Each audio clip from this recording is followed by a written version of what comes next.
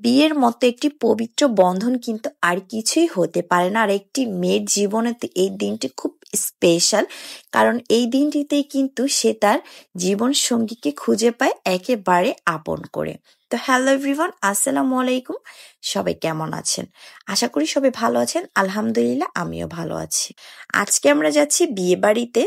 তো এই জন্য সবাই রেডি হয়ে চলে এসেছি আমরা মেন রাস্তায়, আমরা রিক্সা নেওয়ার জন্য। তো সবাই দাঁড়িয়েছিলাম। তো এক এক করে কিন্তু সবাই রিক্সা নিয়ে যাচ্ছে, কারণ এখান থেকে আমরা অনেক মানুষ যাব। তো আমার শ্বশুরও যাচ্ছে আমার এক ভাইয়ার সাথে, আর আমরা হলো আরেকটা রিক্সা নিয়ে চলে যাচ্ছি। আর ওয়েদারটা মাশাআল্লাহ মারাত্মক সুন্দর, এত পরিমাণ সুন্দর ছিল আজকের ওয়েদারটা। আমার তো খুবই ভালো লাগতেছিল।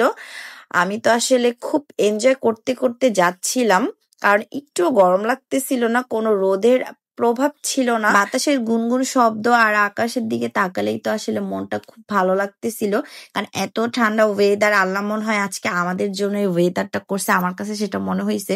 কারণ যেহেতু আমরা বিয়ে বাড়িতে যাচ্ছি আর একটু ভারী পোশাক আশাক পরেছি, তো খুব গরম লাগতো। যদি অনেক রোদ থাকতো, যেহেতু আজকে ঠান্ডা ঠান্ডা ছিল, তাই জন্য এত বেশি গরম লাগেনি। তো আমরা বিয়ে বাড়িতে এসে কিন্তু টেবিলে বসে পড়েছি, আর আমাদেরকে প্লেট আর একটা করে পানি কিন্তু সবাইকে দিয়েছে। তো আমরা সবাই এখন খাবার দাবার খাওয়ার জন্য বসে পড়েছি, আর একটা করে রোস্ট, টিকা, পোলাও, জর্দা, গরুর মাংস, কোল্ড ড্রিঙ্ক সবকিছু আমাদেরকে দেওয়া হয়েছে। তো আমি আমার ছেলেকে খাবার খাওয়ানোর পর আমি নিজে খেয়েছি। তো খাবার দাবার শেষে আমরা কিছু ছবি তুলবো, সেজন্য আসলে আমরা ওই দিকটা যেতে চেয়েছিলাম, কারণ ওইখানে আসলে স্টেজের মতো একটু করেছে, সেখানে ভাবছিলাম কয়েকটা ছবি তুলবো। বাট যে দেখি একটু সিরিয়াল পাচ্ছিলাম না, এত পরিমাণে মানুষ ছিল, একজনের পর একজন, একজনের পর একজন।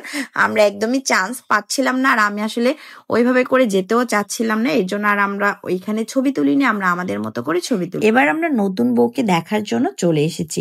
তো সবাই বউয়ের ছবি তোলা নিয়ে ব্যস্ত ছিল, যেহেতু আজকে ওর একটা বিশেষ দিন, তো এই জন্য সবাই সুন্দর সুন্দর ছবি তুলতেছিল। তা আমি ওর সাথে কিছু সুন্দর সুন্দর ছবি তুলেছি, কিছু ভিডিও করে নিয়েছি।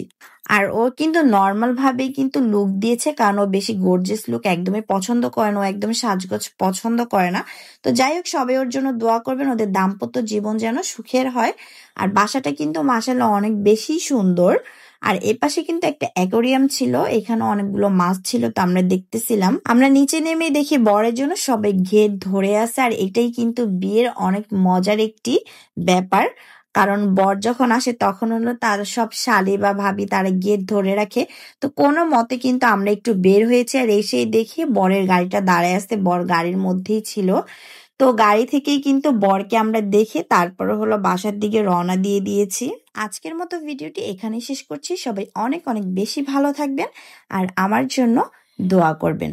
আল্লাহ হাফেজ, আসসালামু আলাইকুম।